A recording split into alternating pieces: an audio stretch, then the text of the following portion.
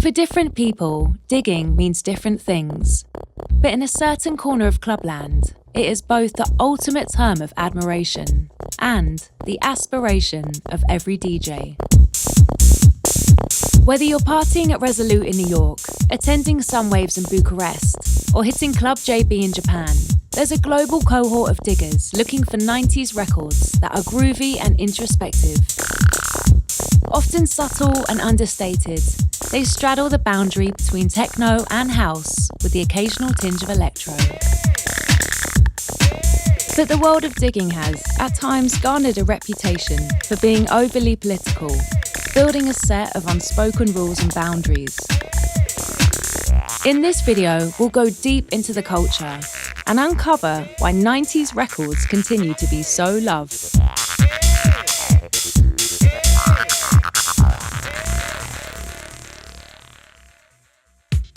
Digging can take many different forms. Clicking through endless rabbit holes on Discogs, getting swept up by the YouTube algorithm, or, as the name suggests, spending hours thumbing through the bargain bins of record stores.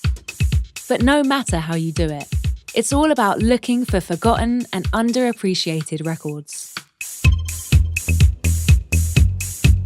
More often than not, the best discoveries come from one of dance music's most fertile eras, the 90s.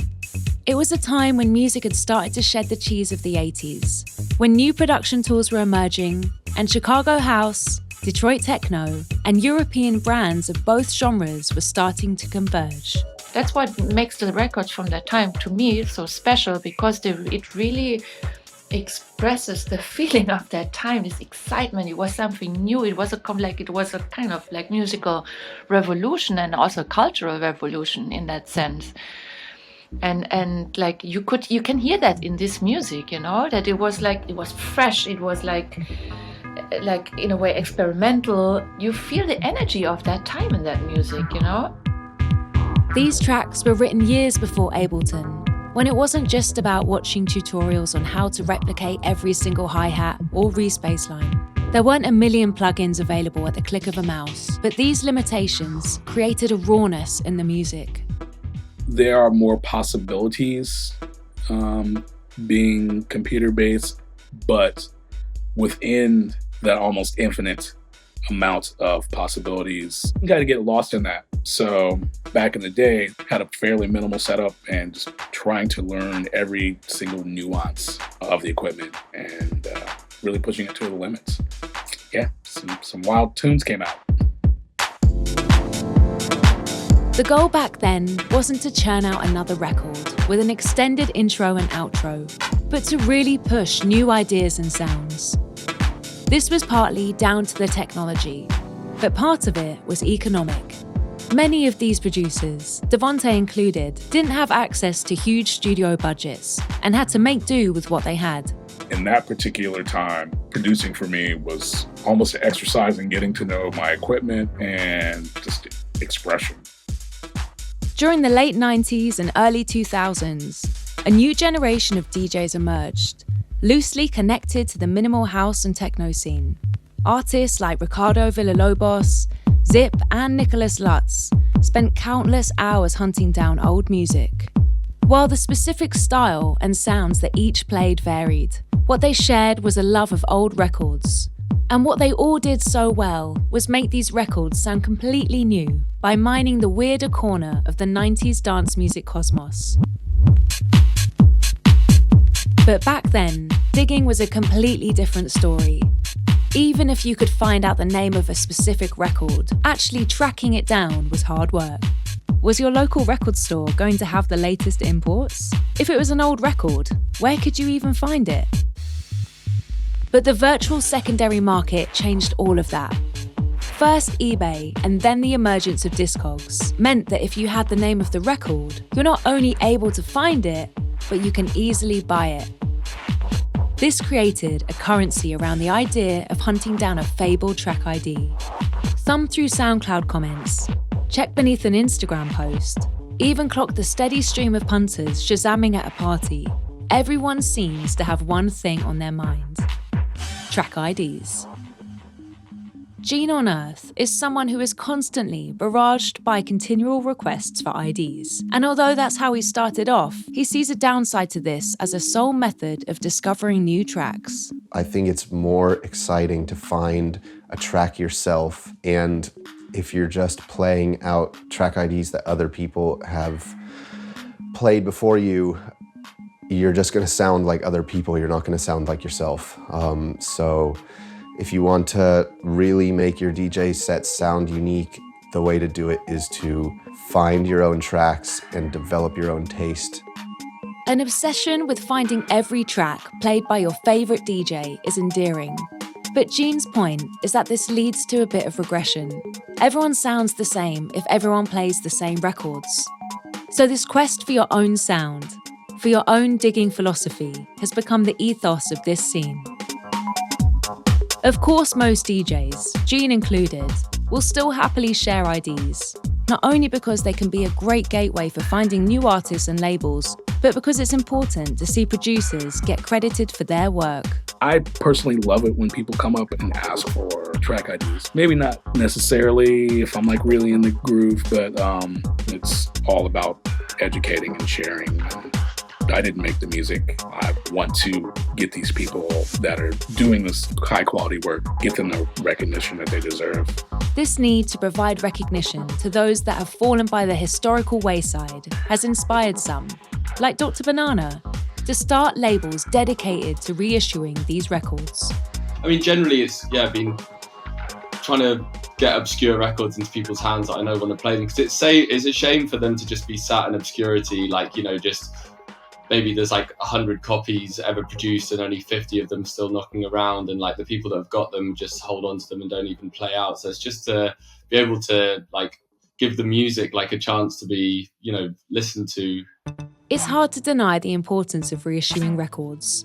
These are vital entries in the Clubland Geological Archive.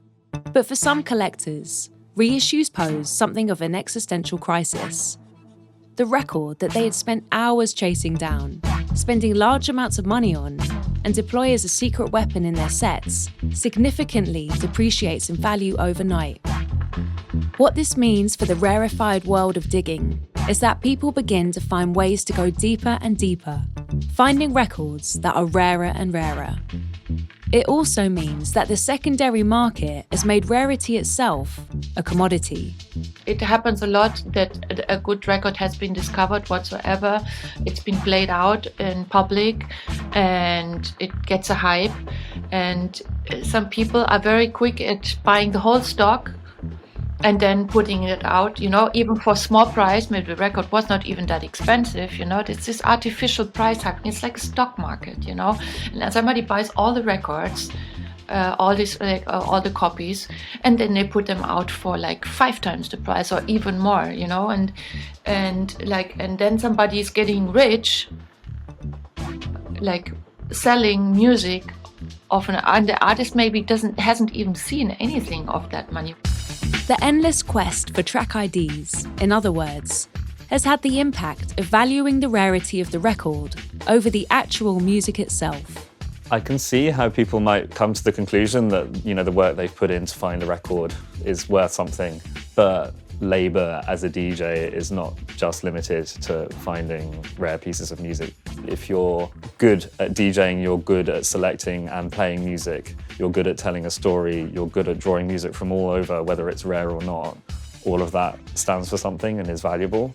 And so you don't necessarily need to rely on rarity or obscurity. I sometimes feel that it's a very ego-driven culture. Sometimes I wonder, is it really about music, what you're doing there, you know? Is it more important to impress with a record that nobody knows? Like, it's a rule, almost. You don't play records anymore that people already know. You cannot play a record anymore that you use in a podcast already. Or, you know, like stupid, like unwritten rules in the diggers movement that I find so silly, you know? Like, it's good music is good music. Vera is critiquing an unwritten set of rules that has emerged around digging. Another of which is that producers whose records have been rediscovered are expected to still be playing that sound from their early productions. Devonte has seen this firsthand. He is someone who is just as interested in a new release as he is exploring the earlier side of his record collection, and he finds it frustrating when he is booked as something of a legacy act. I personally appreciate that people respect what has occurred in the past, tip their hat to it. Thank you for all of that, but also wanting to constantly evolve and keep up and keep pushing boundaries. This boils down to a central tension in dance music more generally. How do you balance innovation and nostalgia? We are constantly awash in a series of revivals. And while, as Devonte says, it's important to pay respect, does that make dance music somehow regressive? This is counter to the initial ideas that helped nurture dance music in the first place. Techno was always a culture that was looking to the future. It was futuristic music in the 90s, and now it's so weird, that now it all goes backwards and not so much forward anymore. There's no forward vision, which of course is also difficult, because it's like a lot has been done already. You cannot reinvent the wheel, but still there's many ways of putting something personal into a record. And nowadays I feel the focus is more about producing a record, making a product that serves you, or that serves the dancer, but it's not so much anymore about just expressing a feeling. This brings us back to why people hunt for these records in the first place. For many, digging offers a way of returning to the roots of dance music, outside of modern TikTok reels and PR campaigns. Diggers play a vital role in rediscovering forgotten gems, and most know that the real value in these records resides both in the quality of the music and the creativity of the artists playing them. How many great 90s records are yet to be rediscovered?